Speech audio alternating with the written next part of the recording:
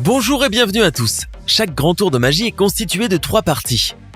La première partie est la présentation. Le magicien y montre quelque chose d'ordinaire, qui en fait ne l'est pas autant que cela. Le second acte consiste à agir. Le magicien, avec ce qui était ordinaire, réussit à faire quelque chose d'extraordinaire. Bien sûr, vous n'applaudirez pas encore, car faire disparaître quelque chose ne suffit pas. Il doit la faire réapparaître. C'est pourquoi tout effet magique comporte un troisième acte où l'impossible devient possible. Vous allez donc essayer de découvrir le tour, et c'est ainsi que, sans vous en rendre compte, vous êtes déjà dans le jeu du magicien. S'il est certain qu'un vrai magicien ne révèle jamais ses tours, cela ne signifie pas que les autres soient aussi discrets. Aujourd'hui, nous nous intéressons à 10 tours de magie enfin révélés. N'hésitez pas à liker la vidéo si elle vous plaît, et si vous êtes nouveau sur la chaîne, n'oubliez pas de vous abonner et d'activer la notification pour ne rater aucune de nos prochaines vidéos. On commence.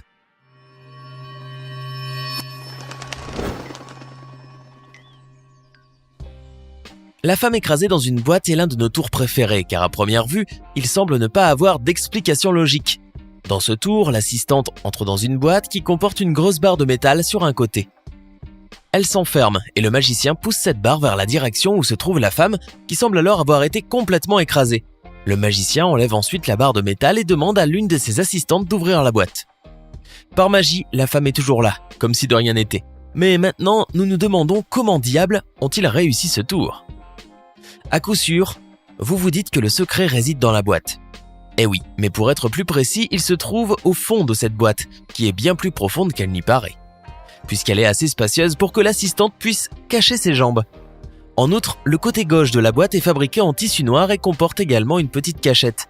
Ainsi, lorsque l'illusion commence, la femme ouvre rapidement le fond, cache ses jambes, ensuite elle se presse contre le tissu, ce qui lui permet de cacher confortablement son corps.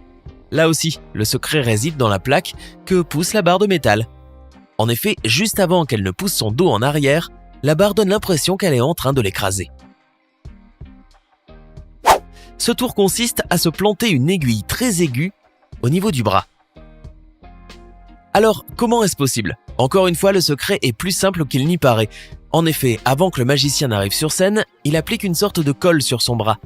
Quand le tour commence, il colle l'aiguille sur sa peau, donnant l'illusion qu'il est en train de se la planter.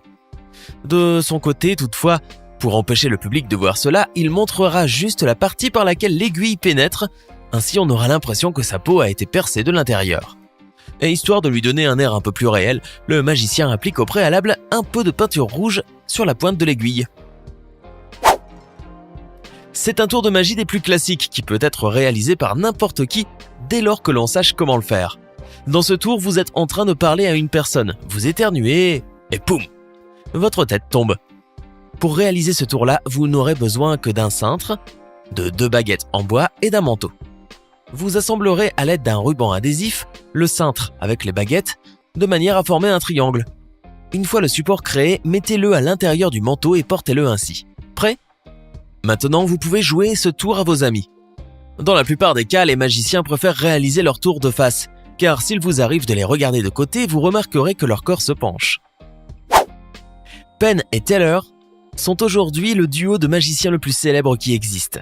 Quand Penn écrasa Teller avec un camion de 30 tonnes, sans que rien n'arrive à son ami, leur tour fit immédiatement partie des 50 meilleurs tours de magie de l'histoire. Or, la question qui se pose est « Comment ont-ils fait ?» Bon, tout d'abord, vous devez savoir que le tour en lui-même est dangereux, car il s'agit d'un véritable camion. Sauf que celui-ci est muni d'un contrepoids de plusieurs tonnes, de manière à ce qu'il roule d'un seul côté. Mais ensuite, que se passe-t-il avec les pneus qui roulent sur lui ? Bon, voici le secret. Ce ne sont pas de vrais pneus, mais ils sont faits de mousse. Vous comprenez maintenant pourquoi le magicien n'a subi aucune blessure. À première vue, couper une tête avec une guillotine semble être l'un des tours les plus dangereux qui existent. Cependant, quand vous saurez la réalité, vous serez surpris de savoir qu'il n'est pas aussi dangereux que vous le croyez. Le tour consiste à couper la tête du magicien et à la placer à côté du corps décapité avant que ce dernier n'ouvre les yeux comme par magie. Le secret réside dans le trou de la guillotine. En effet, ce dernier n'est pas en bois mais en caoutchouc, ce qui permet au magicien de baisser la tête, donnant l'illusion qu'elle tombe dans le panier. Mais alors, qu'en est-il du couperet de la guillotine ? Eh bien, vous devez savoir qu'il n'y a évidemment aucune lame, et que le couperet se bloque juste avant d'atteindre le cou. C'est à ce moment-là que se libère le support où se trouve le magicien. Ce dernier baisse la tête à travers le trou en caoutchouc, donnant l'impression qu'il a vraiment été décapité. Pour rendre le tour encore plus crédible, l'assistante prend une fausse tête placée préalablement dans le panier et la déplace vers la table, où, dans une action synchronisée, un double du magicien la remplace en ouvrant les yeux. En 2013, l'illusionniste James Moore a choqué tous ceux qui étaient présents dans l'émission Britain's Got Talent, lorsqu'il fut soi-disant transpercé par accident par une épée au niveau de la taille. Mais comment a-t-il pu sortir indemne de cet acte ? En réalité, le tour est très simple. Le magicien porte une ceinture en métal avec un trou à l'arrière.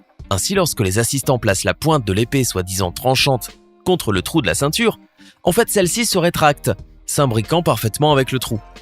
Mais alors, pourquoi voit-on que la pointe le transperce ?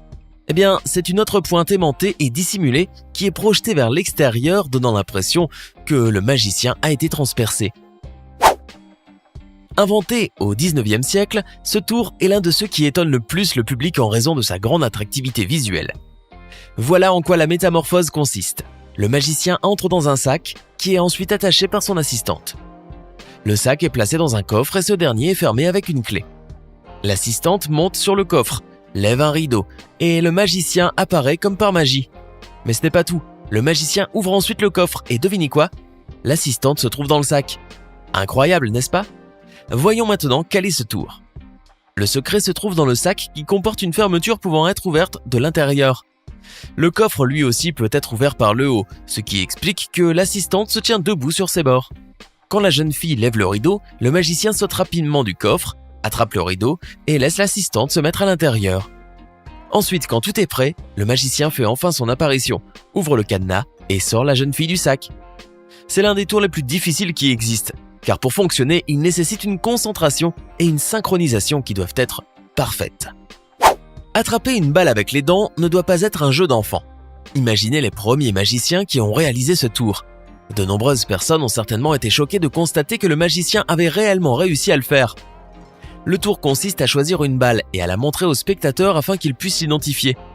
La balle doit évidemment porter une marque, sinon n'importe qui pourrait dire qu'il s'agit d'une autre balle et que du coup, cela n'a rien d'un tour de magie. Ensuite, la belle assistante tire sur le magicien et la balle préalablement marquée se retrouve entre ses dents. Mais comment y est-il arrivé ? Eh bien, le magicien fait semblant de mettre de la poudre et la balle dans l'arme. Je dis bien il fait semblant, car en réalité la poudre est bien introduite dans l'arme, mais la balle, elle, restait collée à l'aimant que comporte cette tige avant d'être cachée dans les mains du magicien. Le coup partira bien, mais sans qu'il y ait aucune balle à l'intérieur. Et comme les magiciens sont spécialistes pour vous faire croire une chose et en faire une autre, à un certain moment, il placera la balle entre ses dents pour ensuite montrer sa prouesse à tout le public. Il est très important que le magicien agisse comme s'il venait vraiment d'attraper une balle avec ses dents, car cela donne une touche de réalisme nécessaire pour réussir un tour parfait. Les tours de magie mentale sont un bon moyen de divertir et de surprendre n'importe quel public. Cependant, une fois que vous découvrez comment ils sont réalisés, vous vous apercevez que n'importe qui peut le faire. C'est le cas pour le fait de plier des cuillères, où l'illusionniste fait croire au public qu'il les plie simplement avec la force de son esprit. C'est impressionnant, n'est-ce pas ? Voyons voir comment ils le font. Pour ce tour-là, nous avons besoin d'une cuillère souple et d'un morceau de cuillère cassé qu'il cachera aux yeux du spectateur. Sans que le public ne s'en rende compte, il pliera la cuillère souple et commencera son tour de magie mentale avec l'autre morceau de cuillère. Ainsi, au fur et à mesure qu'il lâchera le morceau de cuillère cassé, cela donnera l'impression qu'elle est en train de se plier. Une fois le tour terminé, le magicien cachera le morceau et montrera la cuillère pliée. Bien sûr, c'est un tour que n'importe qui peut réaliser, mais quand même avec de nombreuses heures de pratique. J'aimerais donc vous poser une question. Maintenant que vous savez comment plier les cuillères, croyez-vous que vous serez capable de réaliser ce tour-là ? Laissez-moi votre réponse dans les commentaires. Vous avez certainement déjà vu ce tour à plusieurs reprises, et vous vous êtes sûrement demandé plus d'une fois « Mais comment font-ils » Comme vous pouvez le constater, le magicien est tout seul sur le toit, quand tout à coup il commence à léviter dans les airs comme s'il possédait des pouvoirs surnaturels. Là, le secret réside dans une grue d'environ 15 mètres de haut, destinée à garantir la sécurité du magicien et à le faire bouger grâce à des fils fixés sous sa veste. Pour que ce tour soit bien réalisé, les fils doivent être très fins et éclairés par la lumière du jour, de sorte qu'ils soient invisibles. C'est ainsi que le magicien réussira à faire sa lévitation dans les airs. C'était 10 tours de magie enfin révélés. Lequel de ces secrets de tours de magie avez-vous préféré ? Hey, amis, c'est tout pour aujourd'hui. Si vous avez aimé la vidéo, n'oubliez pas de la liker et de la partager avec vos amis. Et si vous êtes nouveau sur la chaîne, n'oubliez pas de vous abonner et d'activer la notification. Bye bye!